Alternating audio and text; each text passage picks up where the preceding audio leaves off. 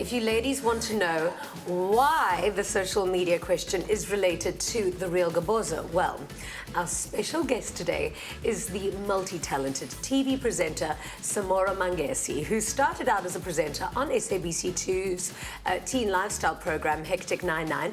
After honing and growing his skills in the industry, doing various jobs behind the scenes and in front of the camera, he bagged his biggest role last year as the new anchor for SABC1's celebrity lifestyle show, The Real Goboza. Now, his talent, determination, and playful presenting style make him an absolute pleasure to watch on screen, and he's got his viewers definitely coming back for more. Hectic. All right, well, it is time for your weather forecast. The weather is unfortunately not looking very great today. We are going to be experiencing a high pressure system that is going to be coming in from the south that is going to be causing a cyclone.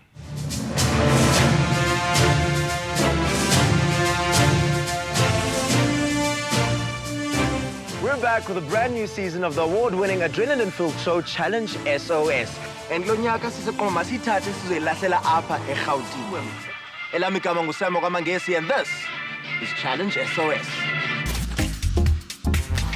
The Real Goboza has just brought you the queen of the festive season, Busiswa, showing us just how she makes the competition itida.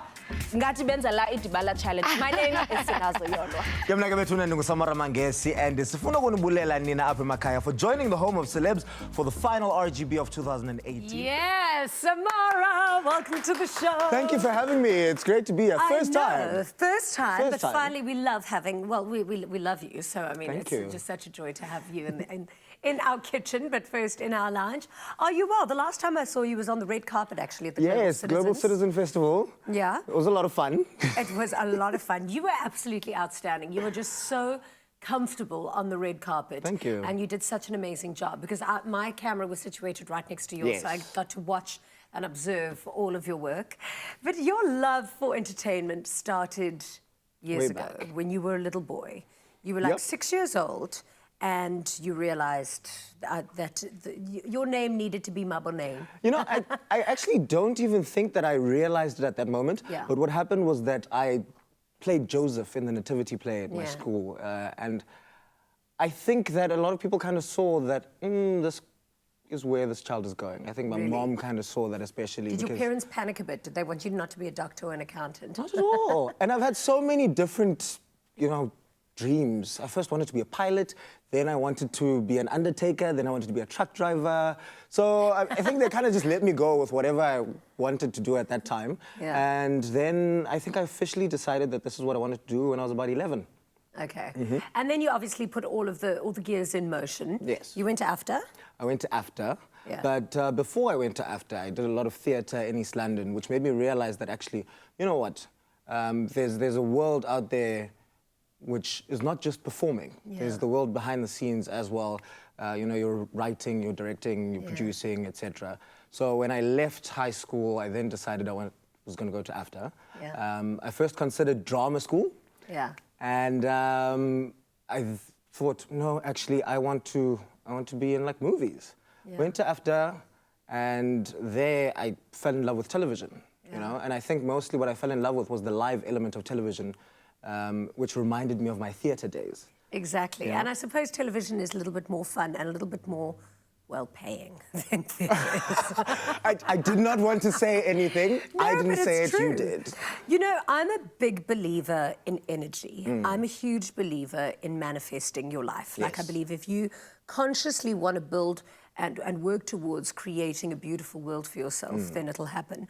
And so I was so pleased when I read up on you and learned that everything that you've created in your life is due to you having access to your energy and your will and your desire to know exactly what you want in life.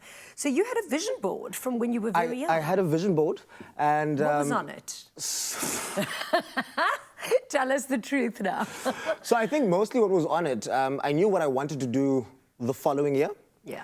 But I kind of put out then, at some point I wanted to do SABC3, and at some point I wanted to do SABC1. Wasn't really sure what I wanted. But in 2012, I wrote on this big A0 piece of paper, which I was staying at the YMCA in Obs, and I put it, and I put it on my wall, and I had written there 2013 HN9. So at the end Meaning of... Hectic 99, Yes. the TV show. Okay. So at the end of 2012, they had auditions. I think it was on the 24th of November. I went there. I got lost because the studios were at the waterfront at the time, and I walked through the mall, and anyway, eventually found it. When I got there, they said to me, "You can't audition because we've closed, registration." So I had to fight with them. I was like, "You said registration is closing at 3. It's only 1 o'clock." But they're like, "We've got way too many people." I was like, "Registration closes at 3. I went in, I auditioned. They said, "We'll let you know." I went home. I went to East London. And one day I was watching the TV and they announced their brand new presenter on the 7th of December. And I was it wasn't you. Oh, I was heartbroken. Yeah. But after about a week of sulking, I realized I had written HN9 2013, not HN9 2012.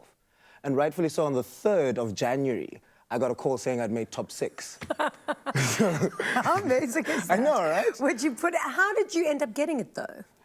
So then what happened is that I came back to Cape Town and we had almost like an on-air audition. Yeah. So the 6 of us then went through that and the public voted. Yeah. And, Oh, look at that young, sweet face. What happened? oh, wow, Jeannie. I'm joking. Yeah, so, I mean, I did my first show on the 23rd Yeah. of Feb of 2013. Yeah. So that came about in 2013. And I mean, even with the Real Goboza, when I said... Well, you meant to be on TV because didn't you audition for me for top I did.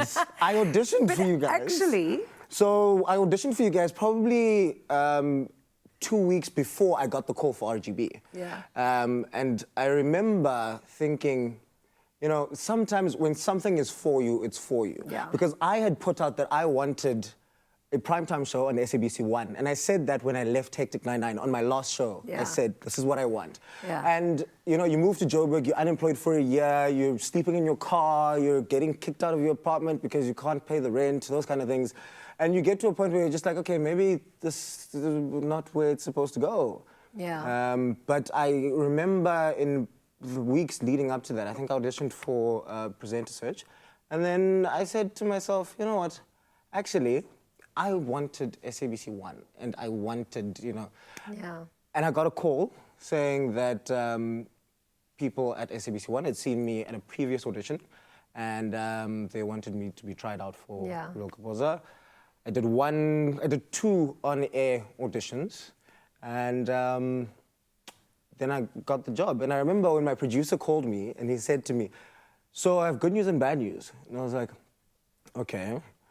And he said, "The bad news is you're gonna have to look at my face for the next however long." And I said to him, "Who said your face was ugly?" Yeah.